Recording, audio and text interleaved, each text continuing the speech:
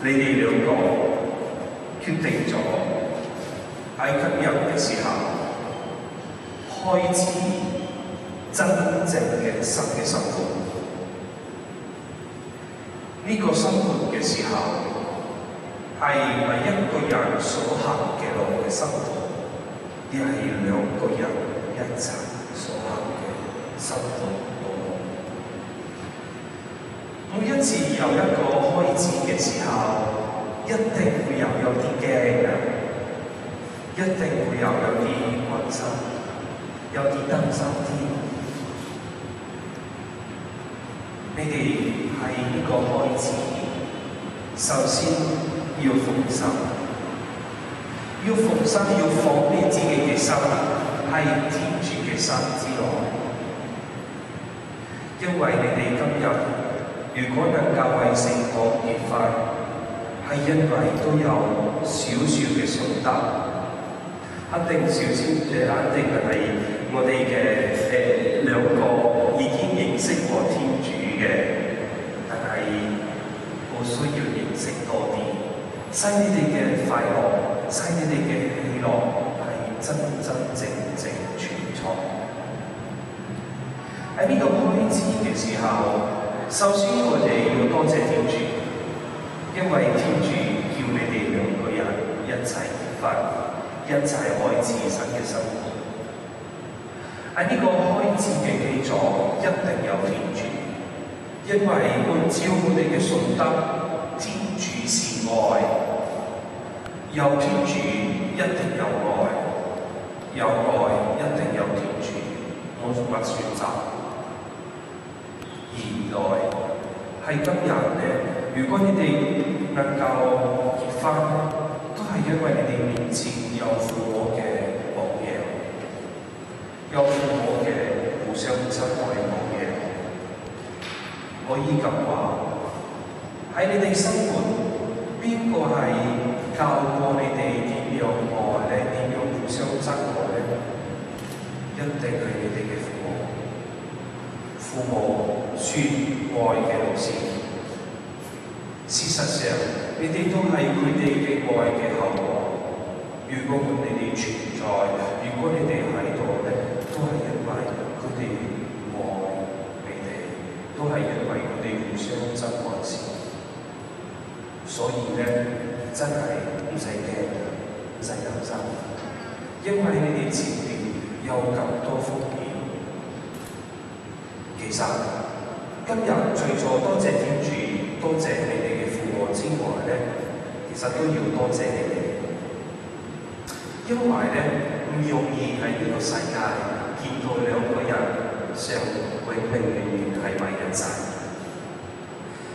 喺呢個世界唔容易揾到兩個人有興趣，決定咗全心全意互相親愛，直到死亡。今日你哋所開展嘅路咧，係要到死亡，你哋嘅死亡係一個互相親愛嘅道路。需要多謝你哋，因為俾機會我哋，你哋係一個愛嘅徵兆，係因為你哋咧，我哋可以信喺呢個世界互相親愛係一個可能嘅事。不過喺呢個時刻，都想鼓勵你哋親友繼續支持你哋嘅親友，中意親友。我知道對你哋嚟講嘅今日咧，可以去唔同嘅地方，可以去飲茶嘅時間啊，係飲茶嘅時間。不過你哋選擇嚟聖堂呢度支持兩個人，你哋嘅支持咧，唔應該至今日先至出現，天天好需要佢哋能夠睇到你哋嘅支持。點樣可以支持咧？我每一次主持婚禮嘅時候咧，鼓勵親友做一個簡單嘅事。過咗1日、10日、1個月、1年、10年，甚至10幾年之後咧，打電話俾佢哋，冇問佢哋食咗飯未啊，因為呢條問題冇乜意思。問佢哋係咪你哋互相親愛咧？係咪你哋嘅愛越嚟越進步咧？問清楚佢哋嘅生活係咪好似今日嘅生活一樣咧？你哋要支持佢哋嘅方式係鼓勵佢哋天天有困難又開心，互相親愛。點樣互相親愛咧？一定係互相信任、互相信賴。你可以愛你嘅先生、你嘅太太，如果你自己唔信佢、唔信任佢。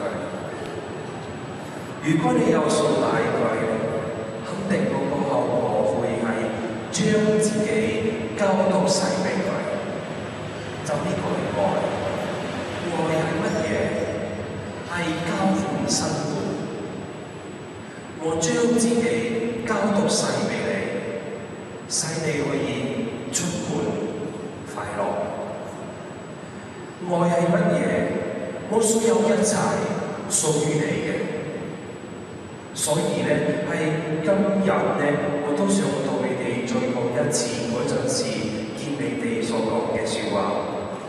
結咗婚之後咧，一句説話唔準講嘅，係乜嘢説話咧？唔關你事。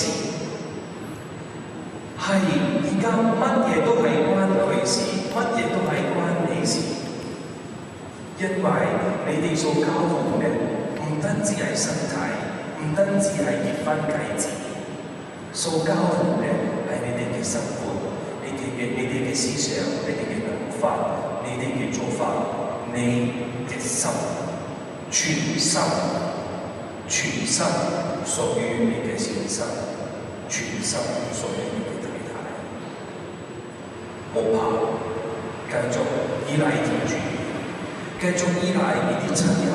係今日能夠喺度出嚟，而且繼續依賴佢哋，因為將來除咗打電話、SMS、email 啦，乜嘢都有好。我希望如果你哋中間有啲信天主，都係另外一個支持嘅方式，就係為咗佢哋祈禱，交託兩位，交託俾天主。天主是愛，如果喺你哋中間會有天主咧，乜嘢都係成功。如果你忘記咗天主咧，你嘅愛都唔存在。放心，天主好愛你哋，天主好保護你哋，天主支持你哋，永永遠遠。阿們。